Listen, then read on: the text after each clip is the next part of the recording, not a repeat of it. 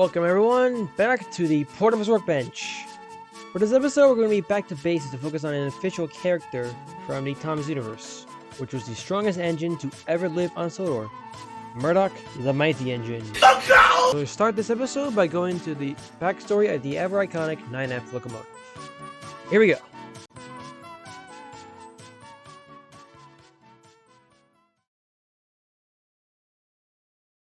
Murdoch was built alongside all of the other 9Fs in the 1950s, and did mostly goods work, and he was painted in black like the majority of his class. And he was one of the last 9Fs to be in service by the time steam tracks were retired. In 1968, the NWR officially separated from British Railways, and was once again its own entity. And in the deal that was made, a handful of engines and rolling stock were transferred over into Northwestern ownership. We'll go into this in another video, but among these engines in this deal were 3 Class 08 shunters, which were Paxton, Splatter, and Dodge, a Class 28 named Boko, and of course the 9F Murdoch. And Murdoch, along with the other engines, arrived in late 1968, and he requested repaint, as he grew sick and tired of wearing boring old black, and he wanted to change.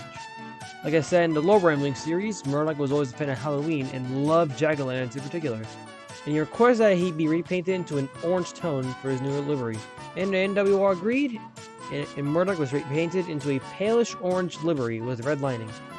And after his repainting, he was placed onto the main line, and became one of the premier goods engines for a railway, which he still is to this very day.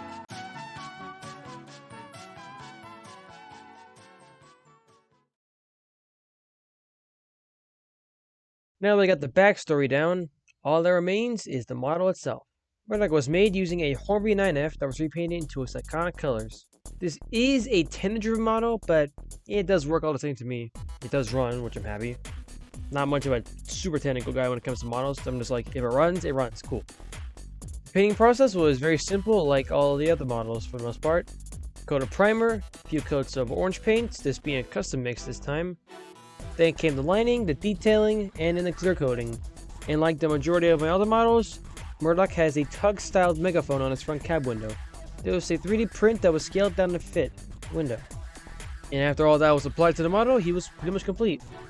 Except sorta not really, as he lacks any lining and lettering. I know usually I do lettering and numbering, but I felt that the model just looked a lot better without it. He did lack any numbering and lettering in the TV series, so this kind of works for me, I guess. Who knows, I might add at least a number to his tender, you never know. But for now, Murdoch is finished, and he is easily in the top 5 favorites of the entire collection. He just looks so cool. I mean, look at him. Look at him. It's gorgeous model. Oh yeah.